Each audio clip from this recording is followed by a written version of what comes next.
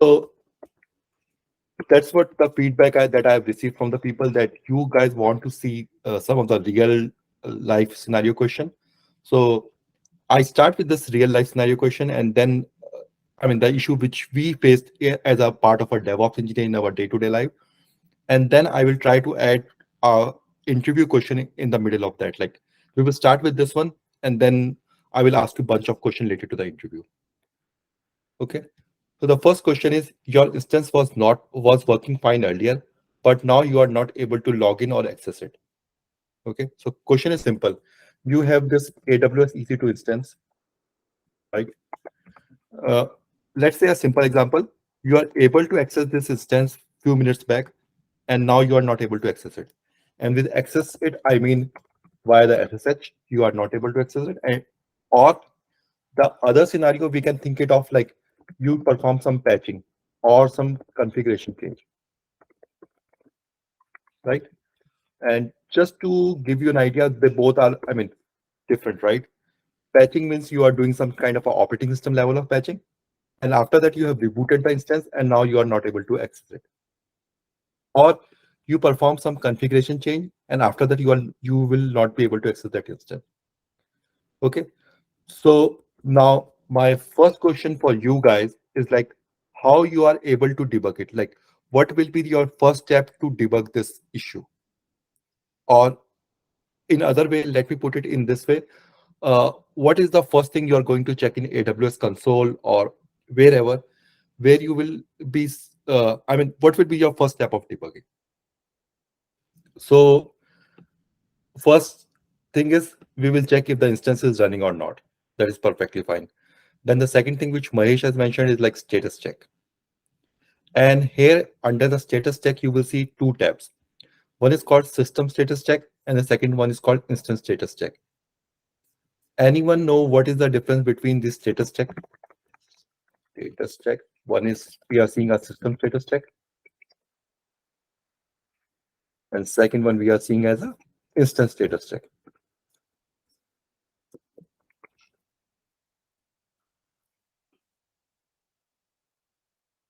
Anyone know what is the difference between the system versus the instance status check?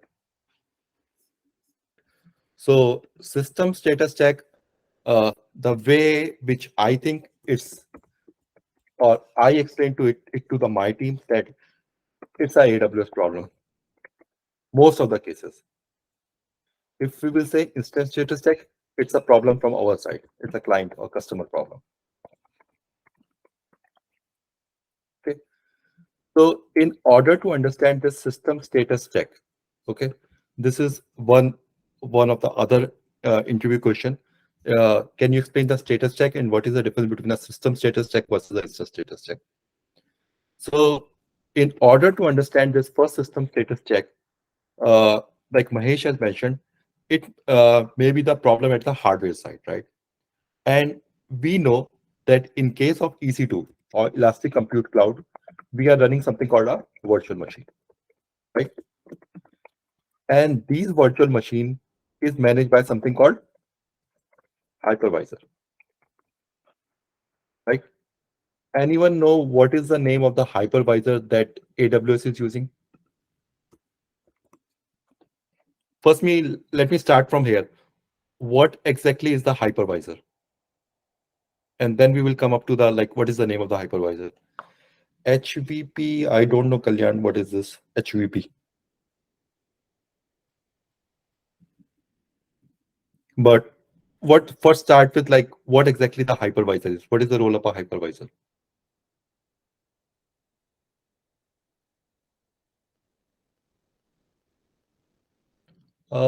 It's, you can say, yeah, it's a virtualization tool.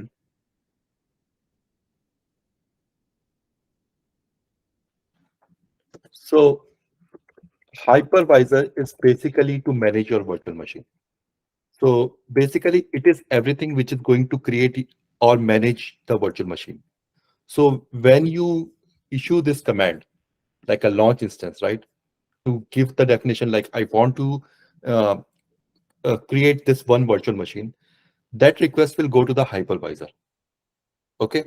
And hypervisor is the one who is responsible for creating this virtual machine for you. So simply can think of like we have spoke about the kernel in last 2 weeks, right? And kernel is the one who is managing everything for the system.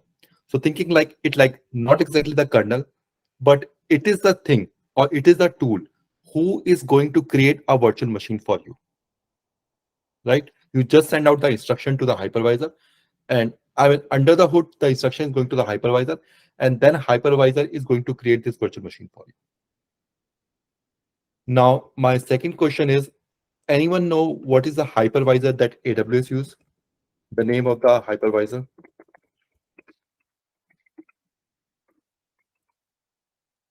Okay, so it's called Nitro. So earlier, they used to use something called Zen as a hypervisor, but now they have switched to something called Nitro, which is the AWS version of KVM. KVM stand for kernel-based virtual machine.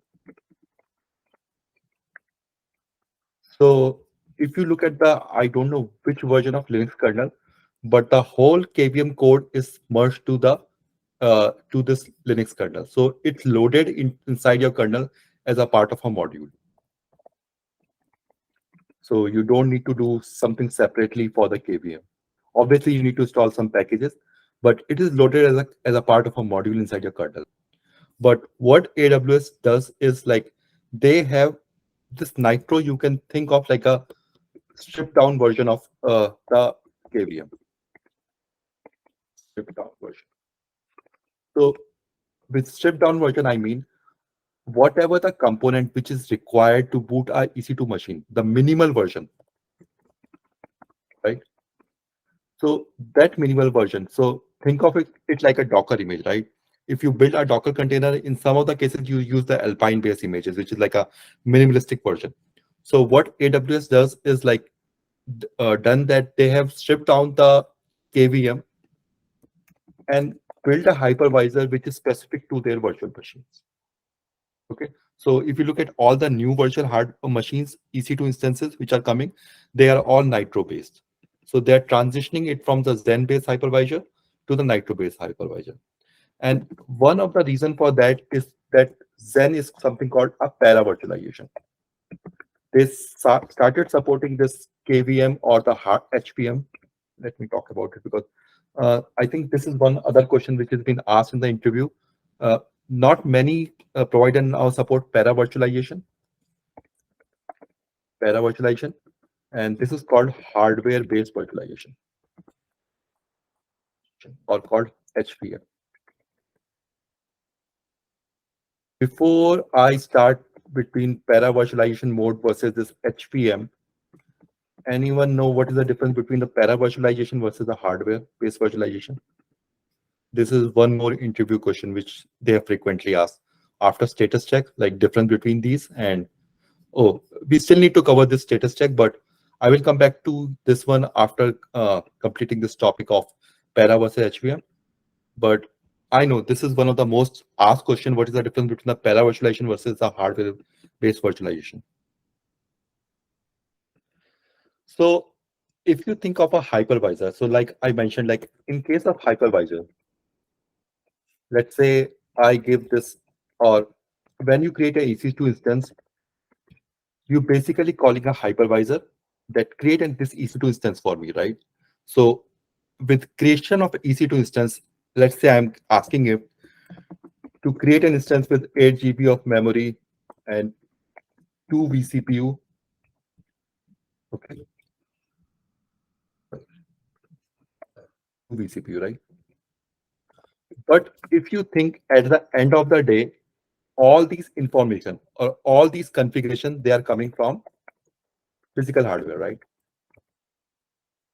From where there is a physical machine, and on the top of that, we are building all these virtual machines, right? Now, the way the hypervisor, for example, in this case, para-virtualization, it interact with the this physical hardware is via something called modules, which is all the hardware component, right? And that's why uh, it is said that it is little bit slower, the para-virtualization one, because they are using the software to interact with this physical hardware. Now, if you consider this HVM or hardware-based virtual machine, which is KVM is based on, there is an extension at the CPU level. So if you look at some of the documentation, this is one of the most popular command they have. It's called VMX or SVM, VMX and SVM to look inside the proc CPU info. So basically, VMX stands for virtual machine extension and is called software-based virtual machine or something like that. So VMX is for Intel-based system and SVM is for the AMD-based system. So this is the way through which you can check if your system supports this hardware-based virtualization. So basically, it's at the hardware level, and anything at the hardware level is much faster as compared to you're calling something uh, to via the module or via the software. If you look at some of the documentation, they said that the speed is comparable, but it has always been finding out why something calling via the hardware is means if something is enabled at the hardware level, it will be always been faster as compared to something at the software level. So that's why KVM is much faster as compared to this Zen or para-virtualization. Okay, please remember that. And I mean, in some weird cases, they may ask you how to check it. So VMX is for Intel and SVM is for AMD. Let me see if I will be able to run this. Okay, let's forget about it. So basically, that's why AWS started with this Zen-based virtualization, which is para-virtualization. Later on, even the Zen started supporting this hardware-based virtual machine. And now they move everything to Nitro, which is their own version of KVM. Okay.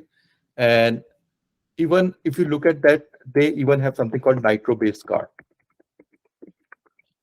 Okay. What these Nitro-based card will do, so for example, they have a own network interface card. So if you, like I mentioned in my previous session, that all the requests or instruction, they are coming to the kernel. And kernel is responsible for fulfilling all the requests. But now they make the network interface cards so intelligent that some of the requests may be fulfilled by this Nitro-based cards itself at the network level. Okay, so AWS, I mean, they are doing all these things really smartly. So that is a little bit intro about this, like hypervisor. I know we started from somewhere else, but we digress. But any question regarding this KVM versus, I mean, I'm sure if you're going to go for like 8 to 10 interviews in 1 or 2 interviews, they're definitely going to ask you difference between para versus HVM. Coming back to our main question, status check. So we spoke about this instance status check versus the system status check. So now coming back to the same thing, if it's a issue, if you go to here, if you go here and go to any of this,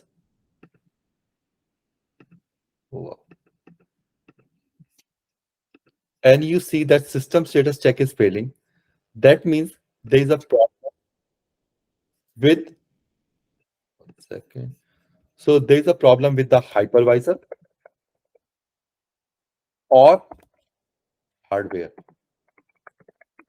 or there may be an issue on the network side. Network, I mean, the network cables, they have some issue, right? So in any of the case, you can't do anything, right? It's all managed by AWS. You do not have any control over the hypervisor or hardware unless or until you are using the physical hardware or the I mean, if you go to the AWS console and if you go here, right? I'm not seeing that option. 1 second. So yeah, here you have the option of something called dedicated host. So you know, right? Like when you create an instance, any EC2 instance, that EC2 instance is being shared with n number of customers, right? So if you want your own dedicated host, which is not being shared with any other customer in AWS, then you go with this option called dedicated host. But that is like much expensive as compared to the virtualization instance which we are using.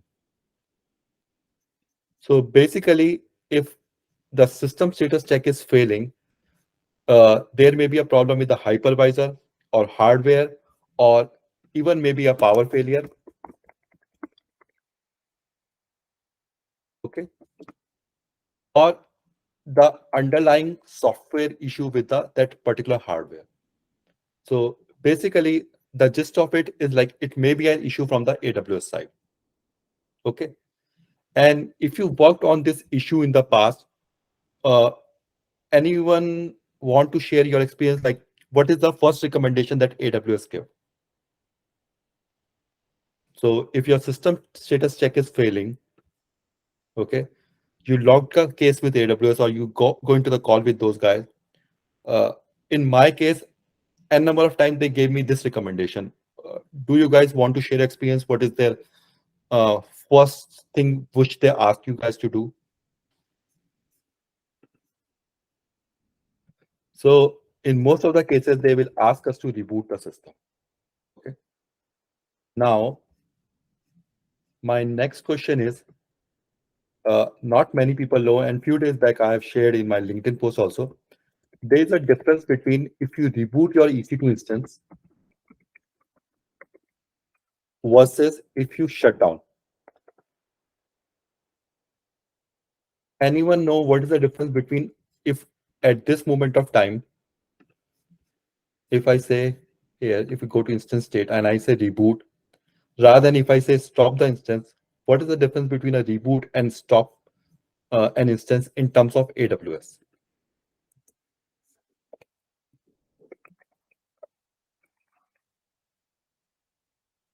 So basically the difference between a reboot versus shutdown is like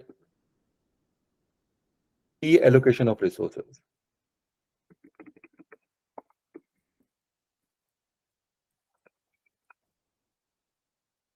And this is what Jackie has mentioned. So what, like when you set up your instance, right, it will get an IP address. Let's forget about the IP address. So, okay, let's start from here. When you reboot an instance, okay, at that time, maybe some process they are running on that system, right? Or there may be some data in the kernel. So what AWS will do, it will gracefully shut down all these processes. And I mean, it's not AWS, it's something to do with the Linux system itself. It will gracefully shut down all these processes. All the data which is present in RAM, it is going to flush it. Okay. And as I mentioned, like EC2 instance, it must be running on the top of some hypervisor, right? So what AWS will do in case of the reboot, right? It will make sure that your instance will still go to the same hypervisor. And that's the reason that the IP address which is allocated to the system, in most of the cases, it will, no, sorry, not go with the IP address, but it will come back to the same hypervisor. Okay, we will come back to the IP address part again. So it will try to, in case of reboot, it will not deallocate the resources. With deallocation means it will keep the resources into the same system where it was before the reboot. But in case of a shutdown, when you do the shutdown, it will basically deallocate the resources. Okay. Now coming back to our main case, so with deallocate, it will go to the new hypervisor. Now coming back to our use case, right? Is there is a system state check failure, right? And there's a problem with the hypervisor. So in case if that's a bad hypervisor, the instance will migrate to some new hypervisor, which will be in the good shape, right? And your instance will come back.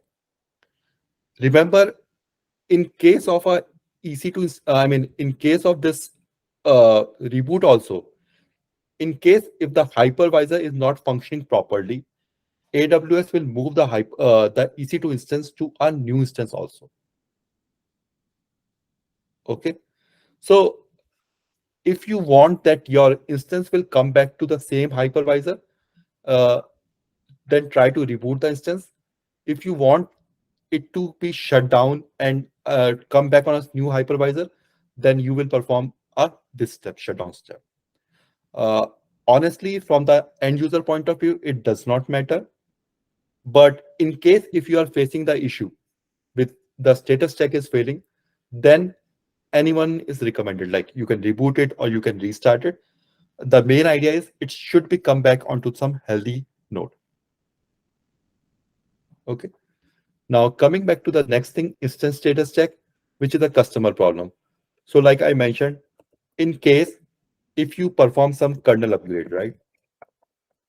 Or you do the OS patching, or maybe you do perform some configuration change. Okay. And after that, you rebooted your system or you perform some service restart, and your system, it's not coming back. Okay. Or you will not be able to access the system. So let's say I perform some changes in the SH configuration file. And after that, I am not able to perform the SH back to the system. So all this thing, I mean, it's not exactly that, but basically there are two parts of it. One, I'm not able to access to it, or I perform the configuration change or the kernel or hardware upgrade. Let's remove the SH configuration part, but I perform some of the configuration change. I reboot or restart the system, and after that, the system is not coming back. I mean, at the console, it is failing. So that kind of a failure is called instance status check. Now, how we are going to debug it, that we are going to see, I mean, in the next 30 minutes. Okay, it's not only that. Maybe there's a file system corruption.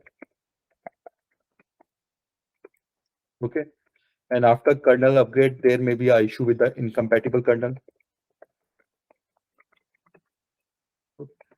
It can be anything, or some network configuration issue. Anyone can lead to this instance status check failure. Okay, so let me summarize this one last time because these three are important for the interview point of view. Your system status check means basically it's a problem at the AWS end. Your hypervisor or hardware is failing. And that's why you are seeing that system status check failure here at AWS console.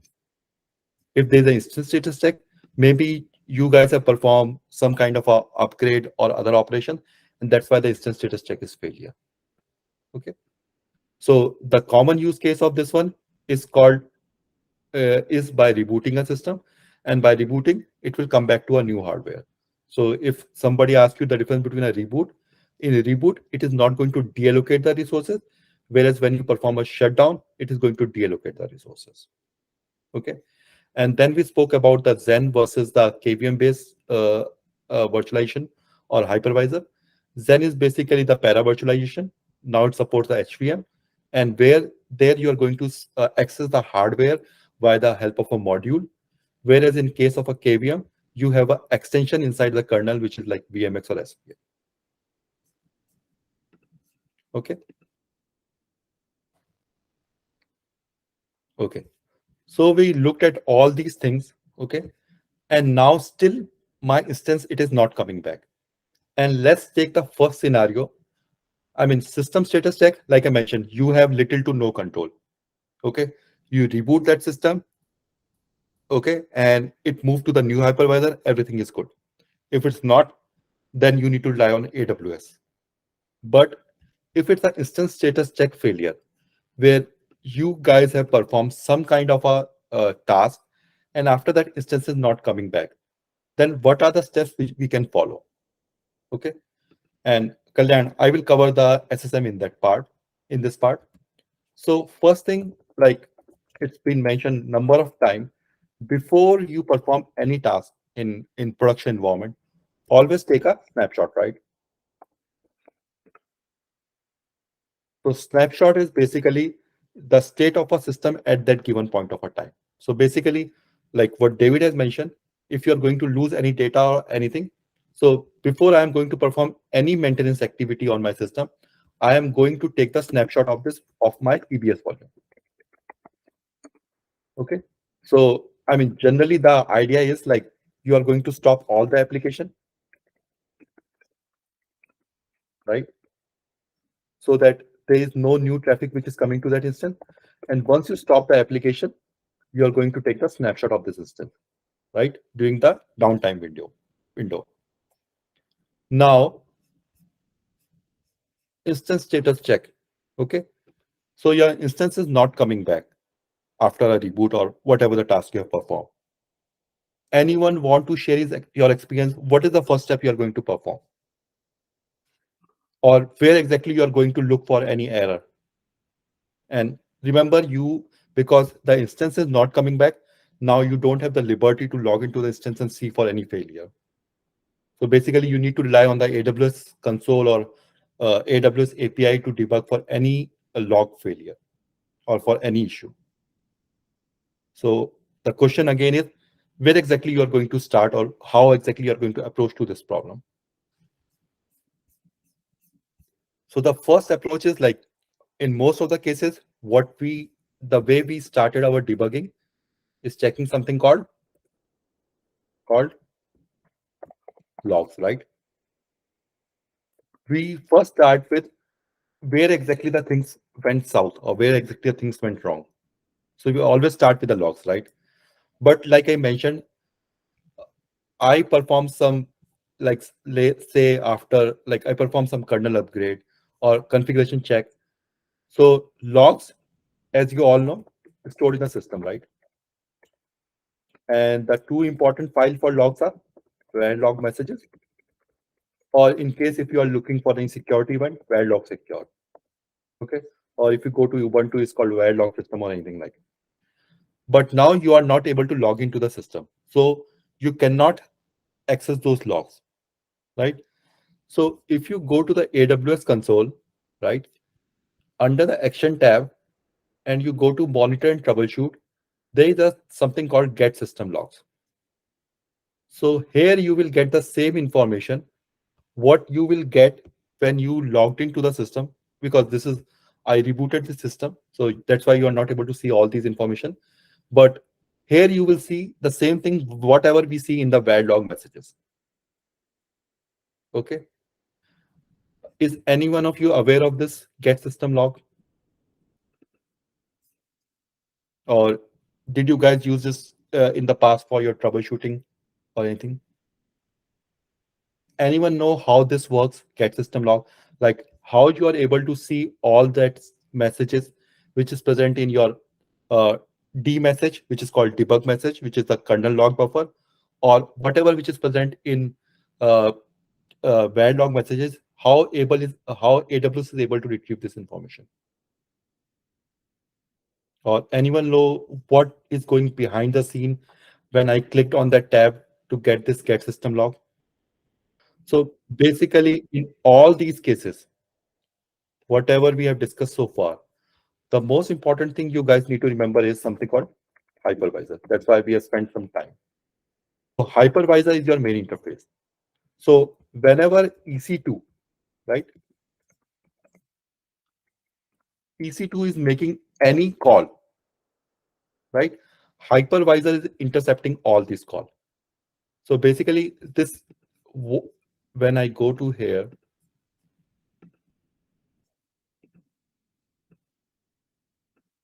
okay, this basically I am making some API call, right? When I'm clicking on that get system log. So EC2 API, and everything is intercepted by hypervisor, because hypervisor is the interface for me.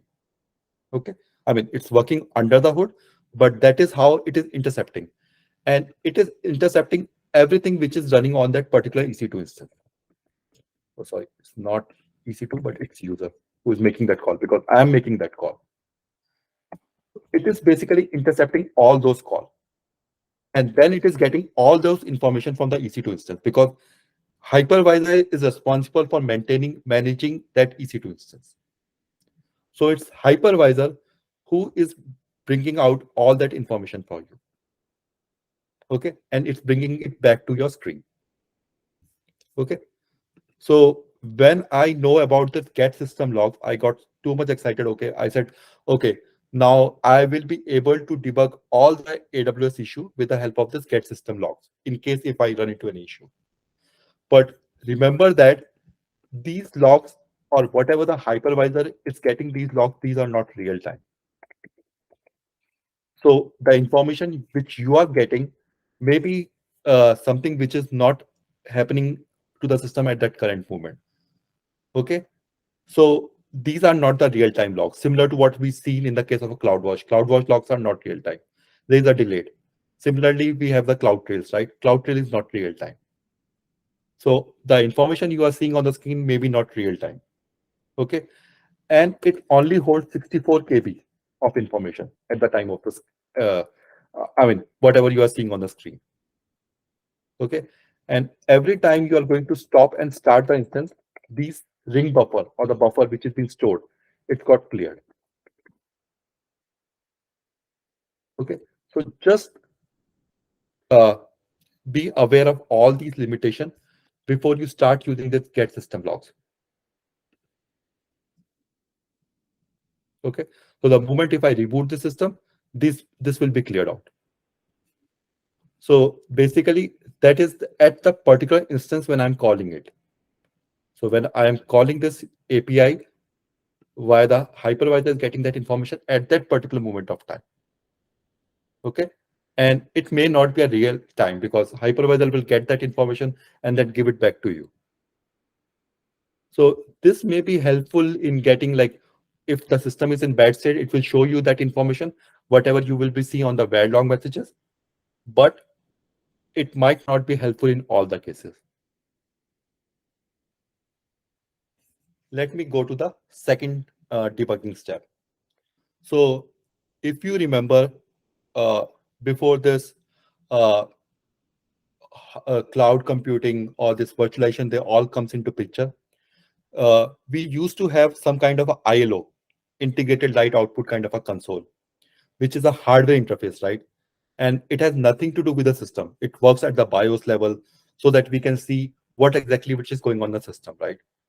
So if you remember earlier days, when we used to access the remote hardware, we used to configure it with the help of this ILO console. So I always wondered if AWS can provide such kind of a ILO console to us. And now they are. So if you look here,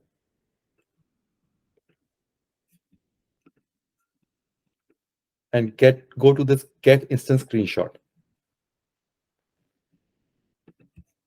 Okay. I don't know why it is showing like this.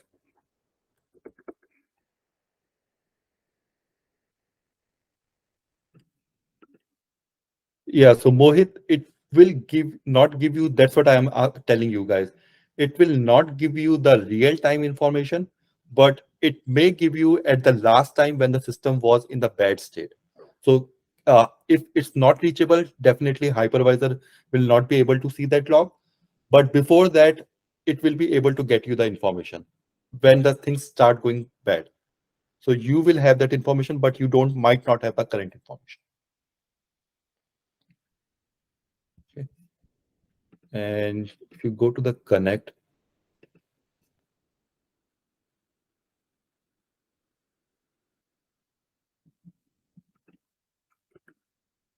see, this is the same screen you will see if you are on some hardware machine. Okay. I still need to find out any practical use case for this, because even if I have some login, so if you remember, like in case of a physical hardware, if you have some issue at the hardware level or at the instance level, you basically go log into the system, and after logging into the system, you go to the grub console, put it on user level 1 or target level 1 nowadays, or single user mode or multi-target mode or multi-user mode. So basically, you will be able to do it. But here, even if I put the username and a password, I don't have the liberty to go to the grub console. But if you remember the olden days when my physical hardware is connected to some kind of a EMC based LUN or something at the end. And if it's not booting up because of those all the hardware issue, I will be able to see it on the console. So basically using these console, you get some information if something is going bad, right? So this kind of a thing now you will be able to see on the AWS. Again, remember this is not a real-time information, okay? And the second thing is it's not available for all instance type, okay? And this is only available for new Nitro-based instances.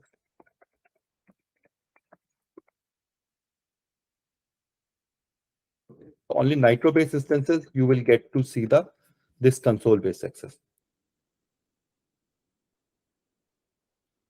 Okay. So this is the second thing which you can see, especially if you have some kind of a hardware issue. Okay. So we have talked about all these things, but still I need to find out a way through which I can log into to my system. Okay. So AWS provides something called, if you go to this connect, and there's something called session EC2 Instance Connect. Okay. And connect using this EC2 Instance Connect. Now AWS will provide something called EC2 Instance Connect endpoint, which is, again, you will call it via the AWS API, EC2 API to get to the EC2 instance. But I haven't played with this one, but let me show you this connect using EC2 Instance Connect. So it will automatically get the public IP and the username, and you will say connect.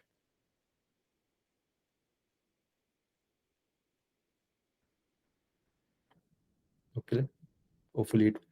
So now you are on the EC2 instance, which was not booting up. Now, my question for you guys, anyone know what happened behind the scene when you are trying to connect to the instance while using this EC2 Instance Connect? And again, this is not helpful if your instance is not booting up. This is one of the way. Okay, so let me put it like this. This is actually a new use case scenario. So let's say the way you connect to your EC2 instance is via the SH key, right? You basically do SH, the private key, and then the username and that long string and the EC2 public IP, right? Let's say in one of the case you forget this private key or you do not have access to this private key. How you will be able to log into your EC2 instance? Okay, so this is one of the way you can log into the EC2 instance using this EC2 Instance Connect. Okay, sorry, I mixed and match and I put some new thing, but this is one more thing which I want to discuss it today, is that EC2 Instance Connect is one of the way through which you can connect to the EC2 instance. Now, my question for you guys, do anyone know how this works behind the scene? Like, if you are trying to connect to this EC2 instance, how this will be able to log into your particular AWS instance? We haven't specified any private key, nothing we have provided so far. We just go to this particular instance, we click on connect, and then we just do a connect. So that means anyone will be able to connect to my EC2 instance?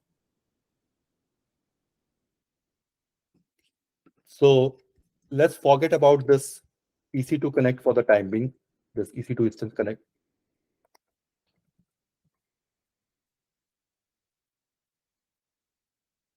Next. Oh, okay. Can anyone told me, like the way I mentioned this, the way you have logged into the instance, if you go here and you do sh, here you will see that I have the string, right? sh hyphen, this is my private key, right? And then I have the username and the IP address, right? The way I can log into this. What exactly happened when I issue this command?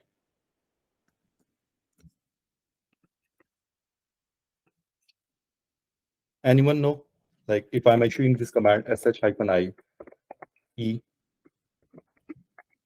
EC2-user, the username, and the public IP or the DNS name.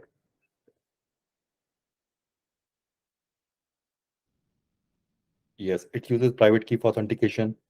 Yes. So basically,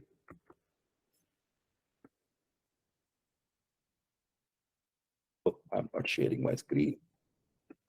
I'm sharing my different screen. Everyone, I think, should be aware of this command called sh keygen, right? It generates two keys for you. One is the private key, and one is the public key, right? Okay. So what will happen in the case of this one? In the case of this EC2 Instance Connect, it will do the same thing.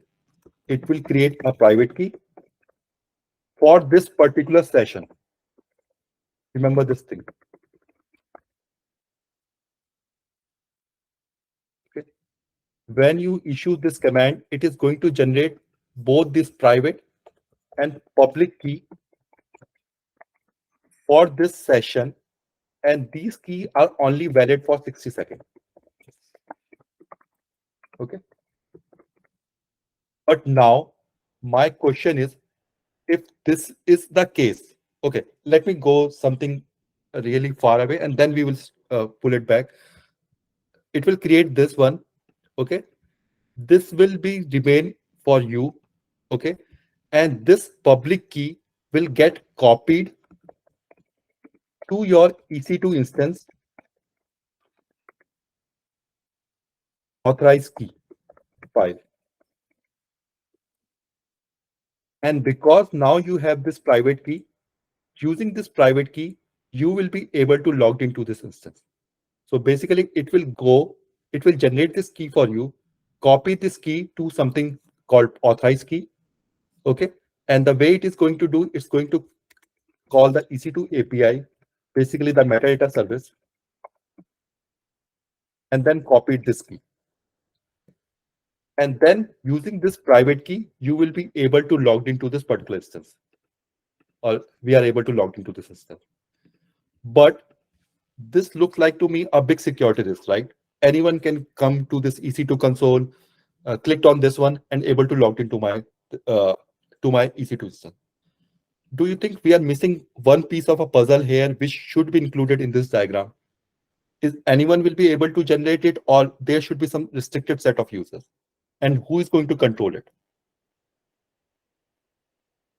IAM. So not everyone can call this EC2 API metadata service. IAM comes into play. And anyone who has this IAM access can be able to access it. And this IAM will be checked, permission will be checked within the 60 seconds. Even if the user is able to generate this key and he do not have access, after 60 seconds, this key will be discarded or thrown away. So the user will not be able to log into this to the EC2 instance. Okay. So this is how it all works. Look at one more use case. So in the past, if we are not able to log in when this EC2 Instance Connect service was not there, there is one more way you will be able to log into your instance if you lose your private key. So earlier, what we used to do is that we worked with AWS support, and what they told us, like this EC2 instance, if you go here, I don't know what happened, but somehow, yeah, they will tell you, okay, detach this EBS volume, which is the root volume. Obviously, you need to stop this instance. Detach this EBS volume, connect it to a similar instance in the same availability zone. And then whatever I have told you, generate a key and then add that authorized key to the,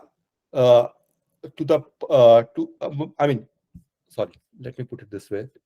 So basically, what they will tell you that the instance which is not working, you need to stop that instance, stop, then detach the CBS volume, detach CBS volume, create a new instance, okay, attach this EBS volume which you have detached from this EC2 instance, okay, attach this, Then bound this particular volume as a secondary volume. Okay. Once this has been mounted, go to the again to the etc ssh authorized.config file or to the config file of that particular user. Let's say it is home plakera / authorized underscore keys. You know, right? In case of, if I go here, we have this file called authorized underscore key, and there we have the public key part of that particular key. Okay. So they will tell you go to this authorized key and then add the public key over here. And this is how we will be able to log into this particular instance. But now AWS provides something new thing called EC2 metadata. Let me show you this. So there is something called user data. So user data means anything. So when your instance boot up, I can give you a simple example. So if you reboot your instance or if you start your instance, when the instance is booting, you want a particular configuration, or you want when your instance start, you want to install a Apache package. Okay. And the reason you want to install it on the instance boot up, because you want to reduce the size of an AMI. So only when we are building up a new instance, then only you want to install this particular package. So that you can do with the help of something called user data. So now AWS provide you a method through which you can supply this user data. I mean, it was there from the start, but here you can also specify this public key pair. Okay. So in case if you miss the AWS your private key, or if that private keys get lost, you can specify that public key pair over here, and then you will be able to log into that instance. So let me show you. If you go here, and I think it's on the instance setting, there's something called edit user data. And there you can supply that user data. Obviously, your instance need to be in the stop state before you supply that user data. But this is helpful in the case, I can give you one example. So one of my team member in the sh configuration file, by mistake, he did some typo mistake. And rather than specifying the port 22, he had a typo mistake and he specified 222. Okay. So what you can do now, I am not able to log into my EC2 instance either by using this EC2 metadata, because this will always listen to the thing which I have showed you, connect EC2 Instance Connect, because it was looking for port number 22, right? So how I will be able to log into my system? So basically, under this scope, you can even specify the command. Okay, I can give you the example. Where is that?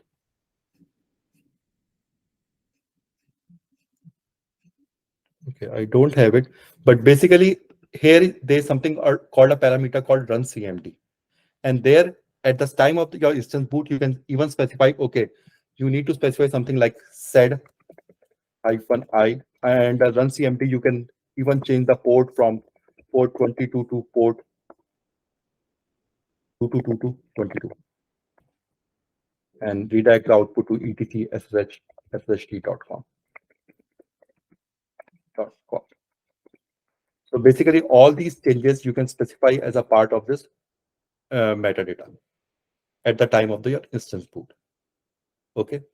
Just remember, once you're able to fix the issue, please remove this script, because every time you are going to call your instance or stop your instance, this script will be called again. And like I mentioned, this script you can specify under this edit user data.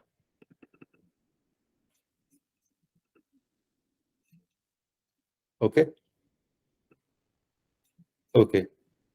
One last thing before I let you guys go.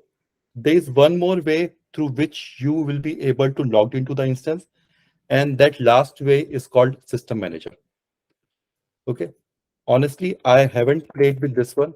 I'm aware of this thing, but because somebody asked you about this one, let me show you. And you need to go somewhere called automation. Okay, you will say execute automation. And there you have a bunch of documents. So these documents are the pre-configured script provided by AWS. And basically, if you go here and search for called auto reset access document. Wow, why it is not here? Oh, sorry. It should not be auto this one. So again, the same case. If you forget your password and you have something called SSM agent configured on your system, what exactly you need to do? You just need to pass the instance ID, right?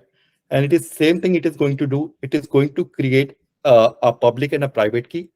And once that public and private key is created, it is going to transfer that public key to the instance. And that private key, which is being configured, it is going to store somewhere here called parameter store. So you will see something called, where is that? Here. And from here, you can download that parameter key and will be able to log into that instance. Okay. So let me summarize it for you really quickly. So basically, in case of troubleshooting, let me give you a quick thing. You just need to focus on something called monitor and troubleshoot. And there you will see a bunch of options. So get system log, get instance screenshot. We have spoke about it. Serial console, we have spoke about it, but it is only available for Nitro-based instance. There's also an option called replace root volume. So in case if you have the snapshot of the root volume, this is the simplest of the method through which you can, in case if something goes bad, you can directly replace the root volume. It's a really simple option. So basically you can do the launch snapshot and provide the snapshot, and it will revert back to that particular state of that volume.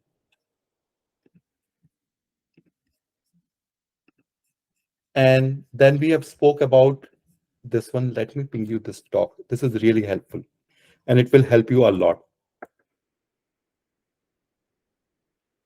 Where you can specify this instance, the user data, in case if you lost your SSH access key, or in case if you misconfigured some configuration, you can reset it with the help of this edit user data script.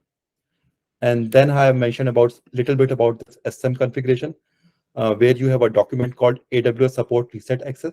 So this is basically a pre-configured document through which you can just supply the instance ID, and the same thing it is going to do it for you. It is going to create the public and a private key. Public key, it will automatically transfer to the particular authorized key file for the particular instance, and private key it is going to store in the parameter store. And you can download that key from there and able to log into that instance. Okay.